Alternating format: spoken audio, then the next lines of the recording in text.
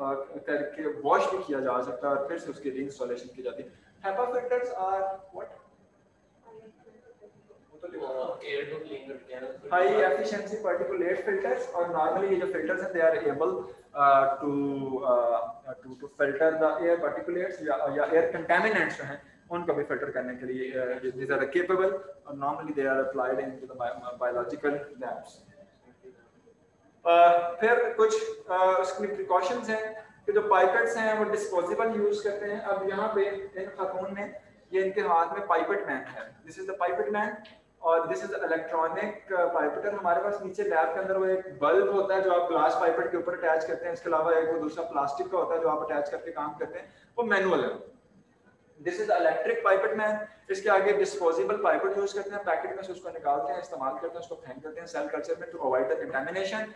Gloves are very much necessary and you have to wear the glove all the time into the cell culture lab. Lab coat required है, और ज़्यादातर जो होते हैं laminar hood उनके base में नीचे ही इंक्यूबेटर होता है, ताकि आपको प्लेट एक जगह से उठा के उस जगह पे जाके इंक्यूबेट ना करनी पड़े। आप जहाँ पे काम कर रहे हैं वहाँ से उठाएं, उसके नीचे इंक्यूबेटर है, आप वहाँ उसको इंक्यूबेट करें to avoid the maximum contamination. ठीक है, ये इश्यूज। इसके अलावा ये एक फिगर है इंक्यूबेटर की, अगर आप इसको देख रहे हैं तो इसके अंदर ये पैकेट प्लेट्स जो हैं स्टैक्ड हैं, और इसके नीचे वाला जो सबसे लोअर रैक है उसके अंदर हमारे पास वाटर ट्रे होती है जो प्रोवाइड द 99% और 95% रिलेटिव ह्यूमिडिटी।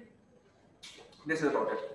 फिर हमारे पास एटमॉस्फेरिक कंट्रोल के लिए मैं बहुत पहले बता चुका हूं कि we require the 5% carbon dioxide if we want to grow the eukaryotic cell culture. और 5% कार्बन डाइऑक्साइड क्यों जरूरी है, इसमें किसी ने शायद कॉकअप ने या किसी और ने एक इनपुट दिया था कि 5% carbon dioxide is necessary to grow the cells to avoid the reactive oxygen species। मैंने बताया था। देखें यूकैरियोटिक सेल्स को जब हम ग्रो करते हैं, यूकैरियोटिक सेल्स को जब हम ग्रो करते हैं तो हमें इनक्यूबेटर में एटमॉस्फेरिक कंट्रोल रखना पड़ता है। एटमॉस्फेरिक कंट्रोल का मतलब है कि even these eukaryotic cells they are aerobic but still we have to provide the carbon dioxide 5% carbon dioxide into the incubator। why? because एक उसके अंदर जो सबसे बड़ा पॉइंट ये है कि कार्बन डाइऑक्साइड जो है this will avoid the formation of reactive oxygen species. Reshma, why we need the carbon dioxide to grow the eukaryotic cells? आपको पता है मैंने आपसे क्वेश्चन क्यों किया? मैं नहीं चाहता कि आप लोग बहुत बड़े हैं मैं डांटूं, मुझे बाद में बहुत बुरा लग रहा है, लेकिन ये एटीट्यूड मुझे बर्दाश्त नहीं। ओके, मोबाइल डोंट, टाइम की आपको कतई जरूरत नहीं, आप पढ़ने हैं यहाँ फिलहाल। टाइम होगा तो मैं क्लास छोड़ दूंगा, और दूसरा टाइम ये वाला ठीक है बिल्कुल। जी सर जो 5% हम कार्बन डाइऑक्साइड बात कर रहे हैं वो सिर्फ यूकैरियोटिक में कि इसमें भी एनारोबिक? देखिए अगर हम बैक्टीरियल कल्चर की बात करते हैं तो अगर हमारे पास एरोबिक हैं या सॉरी एनारोबिक हैं या उसके अलावा हमारे पास जो हैं वो यस एनारोबिक कल्चर की भी have to provide the carbon dioxide. उसमें हमने जब माइक्रोबायोलॉजी पढ़ी तो डिस्कस किया था कि हम एनारोबिक जार्स देते हैं, हम कार्बन डाइऑक्साइड प्रोड्यूसिंग साशेस देते हैं, हम साथ में और इंस्ट्रूमेंट्स ऐड करते हैं। लेकिन यहाँ हम सेल कल्चर की बात करें, जब हम यूकैरियोटिक सेल्स को ग्रो कर रहे हैं we have to provide the 5% carbon dioxide. उसकी एक रीजन ये है कि this will reduce the formation of reactive oxygen species. और रिएक्टिव ऑक्सीजन स्पीशीज कौन कौन सी हैं? Superoxides, peroxides. इन रिएक्टिव ऑक्सीजन स्पीशीज को रिड्यूस करती है 5% कार्बन डाइऑक्साइड, और जिसके रिजल्ट में हमारे पास जो है वो सेल्स ज्यादा स्टेबल आते हैं। ये एक रीजन है। इसके अलावा इसकी डिस्कशन करेंगे जब हम एनिमल सेल कल्चर पे खास तौर पे उसकी रिक्वायरमेंट्स में आएंगे। इसके अलावा the incubator should be large enough, like 50 to 200 litres का हमारे पास इनक्यूबेटर होना चाहिए, और इसके अंदर प्लेट्स इतनी पैक करके नहीं रखेंगे हम कि एयर सर्कुलेशन ना हो पाए। We have to provide the proper air circulation। तो प्लेट्स में उनकी स्टैकिंग इस तरह से होती है कि उसमें जगह होती है। अगर आप इसमें देखें तो इस प्लेट की स्टैकिंग में भी हमारे पास जहाँ पे प्रॉपर्टी मतलब ये आपको लग रहा है काफी हद तक ये खाली पड़ा हुआ है, तो सिर्फ इसीलिए कि इसमें हमारे पास हम इसको पाइल अप करके बिल्कुल फिक्स कर देंगे तो एयर सर्कुलेशन नहीं हो पाएगी। कीप इन माइंड कि इन इनक्यूबेटर्स की बैक साइड पे, ये जो बैक आपको नजर आ रही है पीछे प्लेट के पीछे, वहां पे फैन होता है जो कि सर्कुलेशन कर रहा होता है एयर की। तो we have to ensure the maximum air circulation. और साथ ही इसके साथ बैक साइड पे कार्बन डाइऑक्साइड का पाइप लगा होता है सिलेंडर के साथ। 5% कार्बन डाइऑक्साइड मेंटेन रखी होती है इसमें, ये ऑटोमेटिक होता है, हमें सेट कर देना 5% कार्बन डाइऑक्साइड, तो उस हिसाब से सिलेंडर में से कार्बन डाइऑक्साइड ये पिक कर रहा है और कंट्रोल कर रहा है। ओके जी, जो हमारी प्लेट्स है वो तो सील होती है। सील नहीं होती, बंद होती है ना, एक लिड इसके ऊपर होता है, हमने उसके ऊपर पैराफिन नहीं लगाई, सील्ड नहीं आता। सील्ड हम जब एनारोबिक एनवायरनमेंट देते हैं तो फिर हम उसको सील करते हैं, और एक प्लेट के ऊपर दूसरी, it can exchange the atmosphere from internal to external. Sir हम पैराफिन लगाएंगे तो fungus No, fungus will not slide into the plate, ऐसा नहीं होगा। मतलब आप इस तरह सोच रहे हैं अभी, ऐसा नहीं होता। फंगस इस तरह से ग्रो नहीं करती, क्योंकि हमने वो पूरा जो सेल कल्चर रूम है वो ही हमने कंटेमिनेशन फ्री किया है, मीडिया हमने स्टीराइल किया है। जब हम उसकी हैंडलिंग कर रहे हैं, हम ग्लव्स के साथ 70% एथेनॉल के इस्तेमाल के साथ यूवी लाइट स्टरलाइजेशन के बाद कर रहे हैं, और जो हमारे पास इनक्यूबेटर है या जो हमारे पास लैमिनार हुड है उसके अंदर HEPA फिल्टर इंस्टॉल्ड है, तो कंटामिनेशन ऐसे भाग के नहीं आ जाएगी। We are ensuring all the maximum steps. Okay, तो इस तरह से नहीं होगा।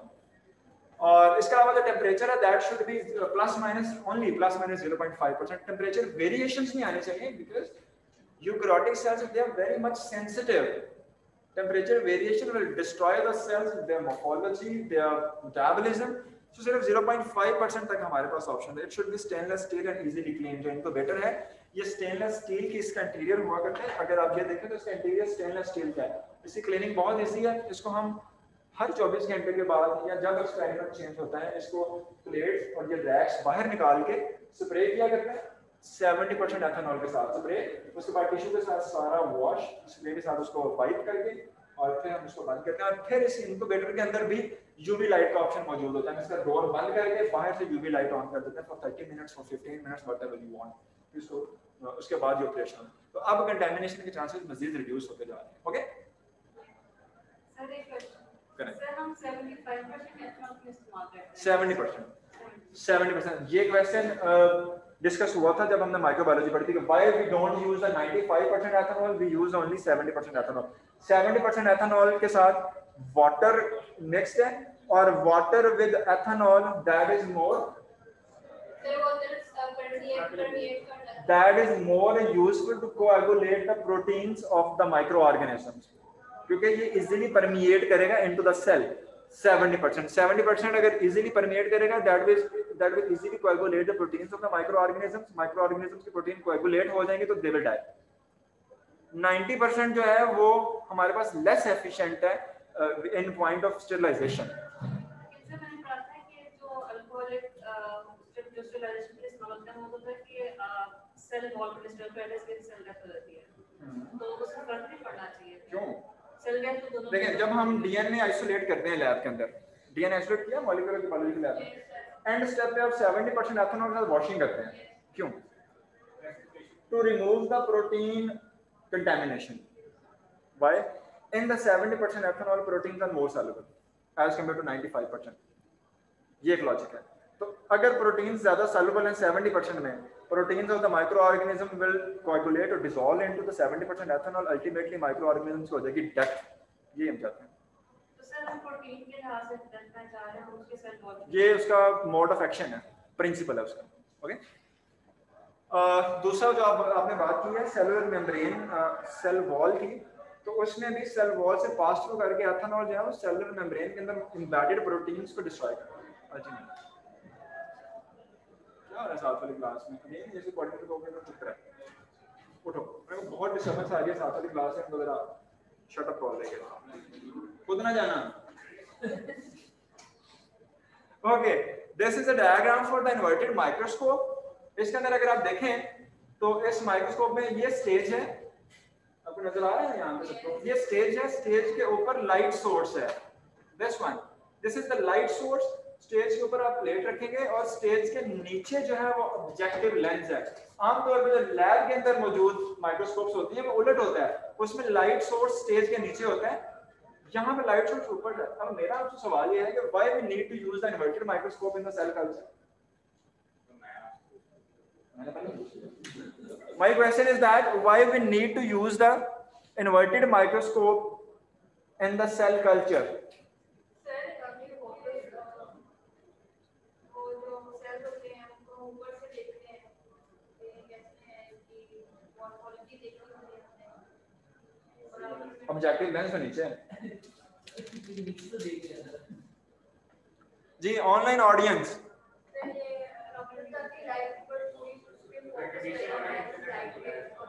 द ऑनलाइन ऑडियंस बताएंगे, देखें why we need inverted microscope। Sir basically हम ना इन्वर्टिव माइक्रोस्कोप हम यूज करते हैं अडहेनियन सेल के लिए। अगर हमने ये देखना है कि मीडिया पे इनकी अगर हमें अपर व्यू करना है वो तो सिंपल हम किसी माइक्रोस्कोप से कर सकते हैं। अगर हमने ये देखना है कि जो सेल्स है वो किस तरह अडहेनियन है, या फर्ज का समटाइम क्या होता है कि अडहेनियन सेल होते हैं वो सस्पेंडेड फॉर्म में आ जाते हैं, तो इसलिए भी शायद हम देखते हैं। भाई आप लोग अपने पास प्लीज क्वेश्चन लिखें। Why we need inverted microscope for the eukaryotic cell culture instead of normal compound microscope. ये इसका प्रिंसिपल कंपाउंड माइक्रोस्कोप वाला ही है, लेकिन सिर्फ लेंसेज की पोजीशन डिफरेंट है। तो अपने पास ये क्वेश्चन लिखें, अगली क्लास में देख के आइएगा, फिर इसको डिस्कस करना हमारे लिए ज्यादा आसान हो जाएगा। Got it Afaq? Got it?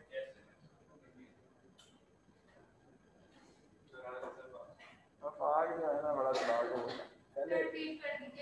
My question is that why we need inverted microscope why we need inverted microscope for eukaryotic cell culture instead of normal compound microscope। इसको देखिएगा एक दफा, मैं आपसे पूछूंगा किसी एक आध से रैंडमली, और फिर हम इस पर डिस्कशन करेंगे। मेरा बात ज्यादा क्लियर हो जाएगी। ये मैग्निफिकेशन जो है मैं बता चुका हूँ कि हमें कौन सी मैग्निफिकेशन रिक्वायर्ड है। 5x 10x 20 40x हमें नॉर्मली रिक्वायर्ड है, बट 100x भी डेफिनेटली होनी चाहिए अगर हमें कंटामिनेंट्स की स्टडी करनी पड़ जाती है। लेकिन अगर यूकैरियोटिक सेल्स को सिर्फ देखना है तो 40x तक इनफ है। क्यों? क्योंकि यूकैरियोटिक सेल का साइज जो है वो 550 माइक्रोन मीटर से बड़ा होता है, तो 40x तक दिस इज इनफ। ये पहली लाइन लिखी है लास्ट स्लाइड में, we can use blades and flasks। Sir ये भी तो कह सकते हैं blades and flasks में केस में जो है वो बॉटम पे होते हैं सेल्स, तो वो इजीली आइडेंटिफाई हो सकते हैं। तो सही पॉइंट पे पहुंचे हैं, लेकिन अगली क्लास में इसको डिस्कस करना है, ठीक है? इसमें ये बात ध्यान में रखना कि इस टाइम पे सेल जो है हम प्लेट और फ्लास्क में है, लेकिन जो हम कंपाउंड माइक्रोस्कोप यूज करते हैं हम स्लाइड बना के यूज करते हैं। उसमें इसमें डिफरेंस क्या है, इसकी बेस पे सिर्फ ये लॉजिक है इसके अंदर। अच्छा जी, ये हमारे पास कुछ जनाब यहाँ पे ऑटोक्लेव की पिक्चर्स हैं। ये ऑटोक्लेव आप इससे फेमिलियर होंगे, ये ऑटोमेटिक ऑटोक्लेव्स हैं ये वाले, इनके अंदर नए ऑटोक्लेव बड़े जबरदस्त किस्म के। ये बाहर से इतना है, इसकी लेंथ इतनी होती है कि पूरा एक हमारे जैसा इसमें लटाया जा सकता है, चला दे बंदा रोस्ट ही हो। अच्छा उसके बाद no this one, this is the battery plate और ये फ्लास्क है। अब आप ये देखें, ये flask that is very much different from the flask that you have used in the lab for to grow the bacterial culture. ये flask different size के 25 सेंटीमीटर क्यूब, 75 सेंटीमीटर क्यूब, उससे बड़ी फ्लास्क की होती है हमारे, ठीक है दिस वन। और इसका जो लिड है ये थोड़ा सा टिल्टेड होता है ऊपर की तरफ, ये बिल्कुल हॉरिजॉन्टल नहीं होता, थोड़ा सा। ये फ्लास्क है, ये पैकेट प्लेट है। दिस इज इट जी। अब इस केस में हमारा ये लिड होगी ऑपरेटेड होगा। हां जी, इसका लिड जो है अब इसके अंदर एक पोरस होगा। यस, इसके अंदर फिल्टर होता है, उसके अंदर फिल्टर होता है, ठीक है, इसका फिल्टर होता है। अच्छा यहाँ पर अगली चीज, अगर आप इससे भी बड़ा लेवल पे सेल्स को ग्रो करना चाहते हैं तो then we have the flask. इस तरह इसके अंदर ये एक हमारे पास रोटेटर है, एजिटेटर है, इसके अंदर सेल्स ग्रो कर रहे हैं, ये स्लोली एजिटेट कर रहा है। अगर हमें सस्पेंशन सेल्स को ग्रो करते हैं लाइक दिस वन, तो ये हमारे पास डिफरेंट कैटेगरीज आती चली जाएंगी। फिर ये टाइटर प्लेट्स हैं, ये आपने देखी होगी लैब के अंदर 96 वेल्स, देखिए लैब के अंदर 96 वेल्स होती है, 46 वेल्स है, उसके बाद ये शायद 24 वेल्स होगी या 48 नहीं ये 24 होगी, ये 24 वेल्स है, ये 4 वेल है, ये 6 वेल है, और ये जो है ये भी इसके 4 सेक्शंस बने हैं। तो इनकी कंडीशन डिफरेंट होती है। अगर आप 96 वेल्स में ग्रो कराना चाहते हैं तो इसमें एक वेल का जो वॉल्यूम है वो 200 माइक्रोवेल है, 200 माइक्रोवेल। ओके, इसी तरह से इंक्रीज करता जाएगा, जितना वेल का नंबर कम होता जाएगा वेल का वॉल्यूम इंक्रीज करता जाएगा। तो अगर आप सेल्स की ज्यादा quantity for example up to 1 ml grow कराना चाहते हैं तो दिस विल बी इनफ। अगर इससे ज्यादा क्वांटिटी में ग्रो कराना चाहते हैं तो फिर ये पूरी प्लेट ले लें, उसके बाद ये आता है और उसके बाद ये आ जाता है। ओके, इस तरह एक्सपेरिमेंट डिजाइन करते हुए यू हैव टू डिसाइड कि आपको साइज चाहिए। 96 चाहिए, 48 चाहिए, 24 चाहिए, 6 चाहिए, 4 वेल चाहिए और एक 2 वेल भी हुआ करती है। और ये डिस्पोजेबल ही आती हैं, स्टेराइल होती हैं, जस्ट खोलना है, यूज़ करना है, यूज़ करने के बाद उसको फेंक दें। और एक और चीज़ जो हमें चाहिए, वो हमें चाहिए सेंट्रीफ्यूज, वो वाला जिसमें इन प्लेट्स को सेंट्रीफ्यूज किया जा सके। आपने सेंट्रीफ्यूज देखा होगा, उसके अंदर हम एपेंडॉक्स लगाते हैं। दूसरा हमारे पास सेंट्रीफ्यूज पड़ा होगा, उसके अंदर हम फैल्कन ट्यूब्स लगाते हैं। लेकिन सेंट्रीफ्यूज जो है, ये वाला जो सेंट्रीफ्यूज होता है, ये इसके अंदर दो बने होते हैं प्लेटफॉर्म्स, दोनों में ये पूरी पूरी प्लेट आ जाती है और फिर हम उसको चला देते हैं।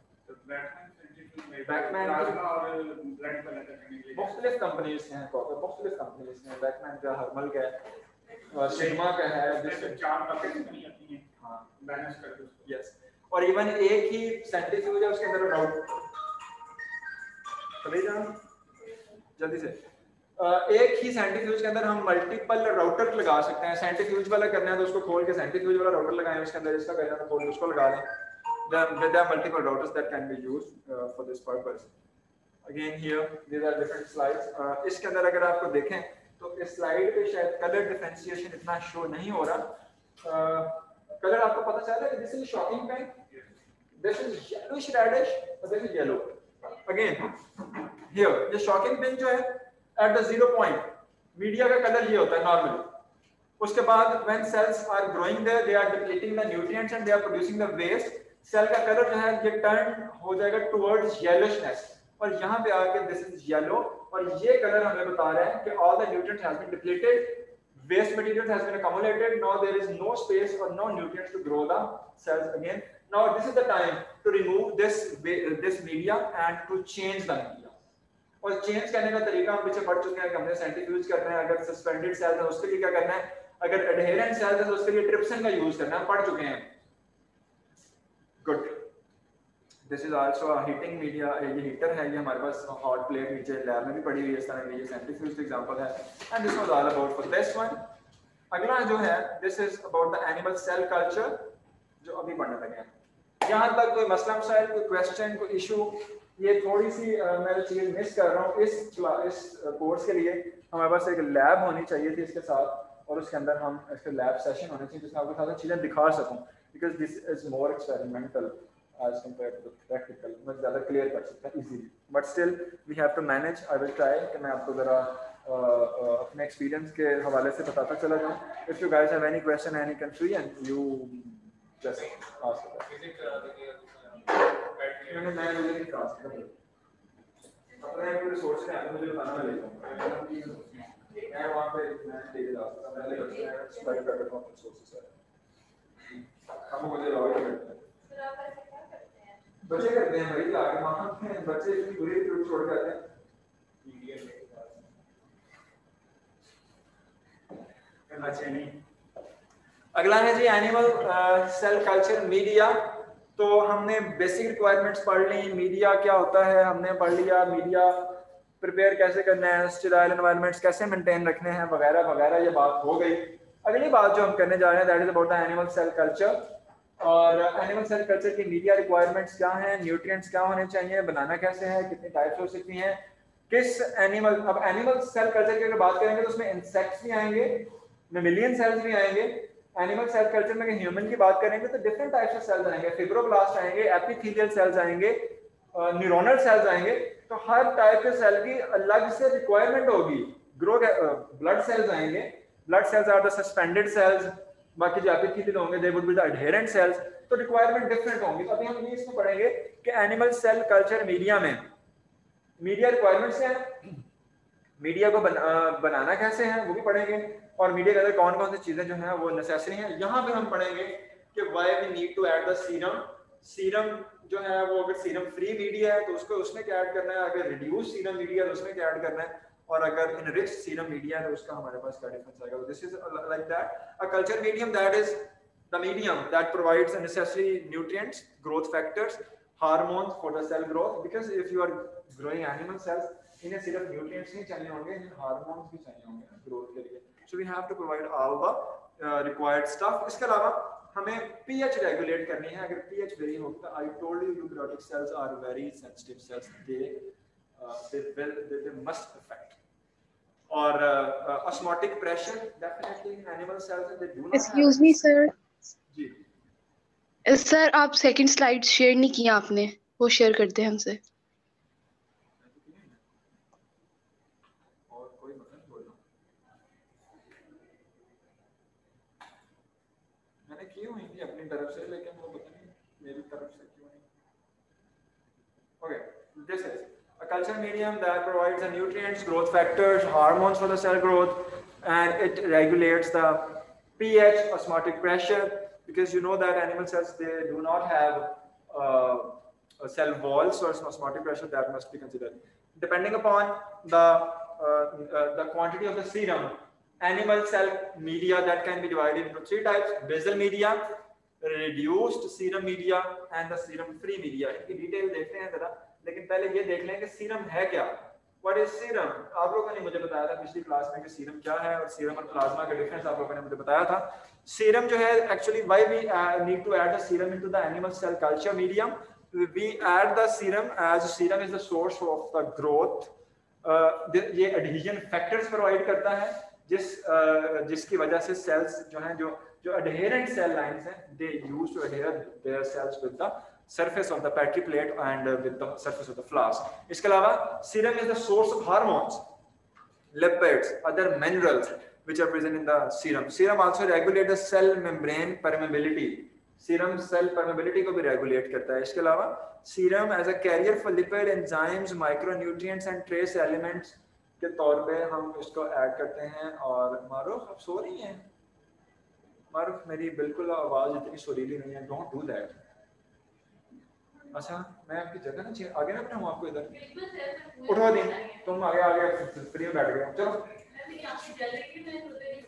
आगे इधर आ जाओ। अच्छा अदीब तुमने कहाँ बैठना है अब? बैठ चलो गुड।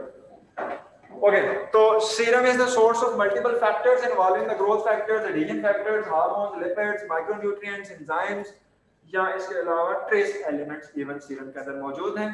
और कुछ disadvantages भी हैं सीरम को ऐड करने के, कि हमें सीरम को ऐड क्यों नहीं करना चाहिए मीडियम के अंदर। ये disadvantages अभी स्किप कर रहा हूँ, अभी आ रहा हूँ टाइप्स ऑफ मीडिया, उसके बाद हम disadvantages आएंगे। टाइप्स ऑफ मीडिया में जो अभी पीछे आपको लिस्ट एक बताई है मैंने कि there are 3 types of the media: basal media, reduced serum media and serum free media. तो बेसल मीडिया की जब हम बात करेंगे, it will require the basic amino acids, vitamins, inorganic salts, carbon sources, specifically glucose that will be used as a carbon source. और इसके अलावा इस बेसल मीडिया में हमारे पास सप्लीमेंटेशन होगी सीरम की। बेसिक रिक्वायरमेंट्स जैसा कि amino acids, carbohydrates, inorganic salts, साथ में हमारे पास कार्बन सोर्सेज में ग्लूकोज। सर और जी सर अभी भी हमें स्लाइड्स ये वाली शो नहीं हो। स्लाइड्स तो मेरे साथ मैंने शेयर की हुई हैं, I don't know why they are not shared.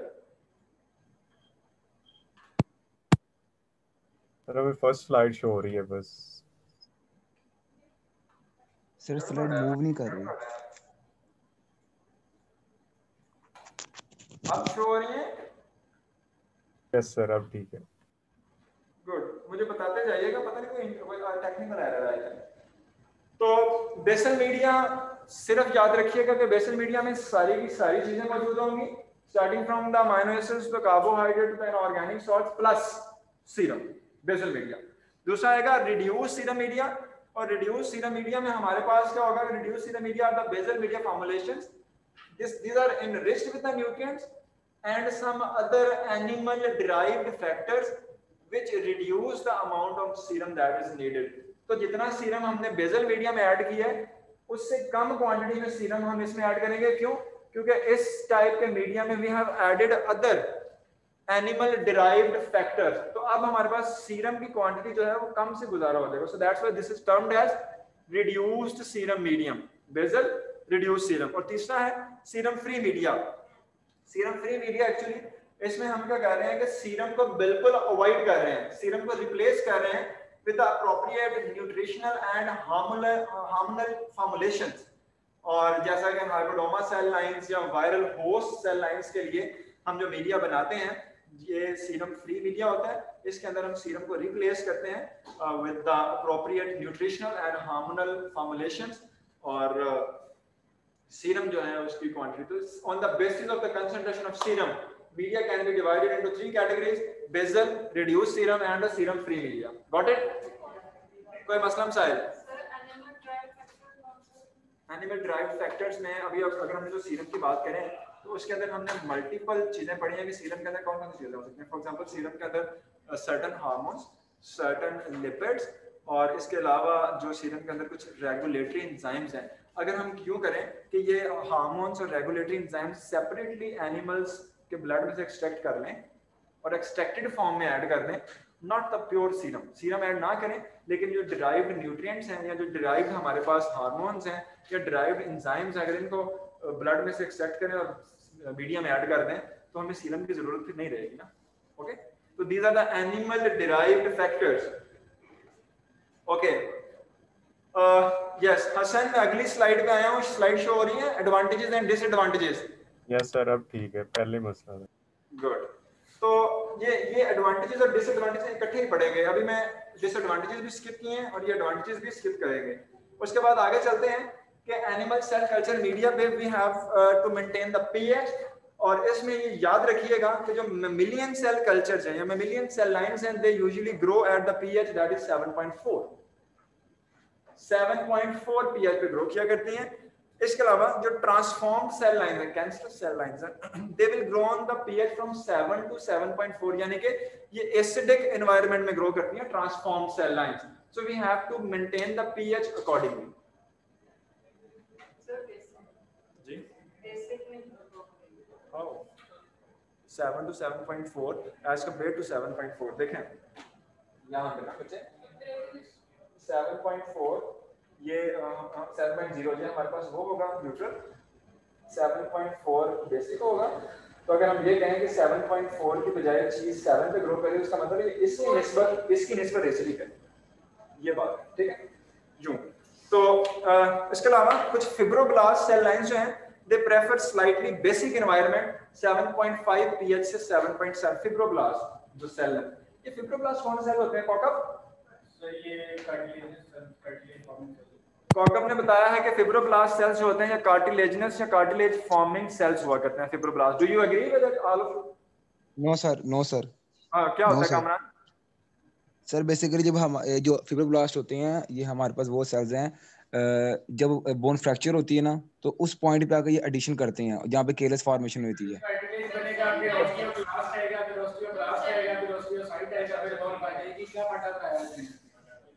Okay ठीक है कोई।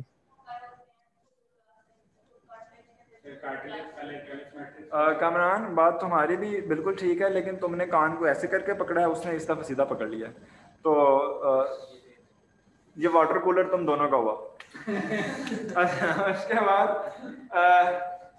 मैं सिर्फ ये देखना चाह रहा था कि do you have concept? Yes you have concept. Insect cell lines जो हैं, इंसेक्ट सेल लाइंस की अगर हम बात करें तो they usually grow at the pH this is 6.8. It means that insect cell lines they will grow at more acidic pH.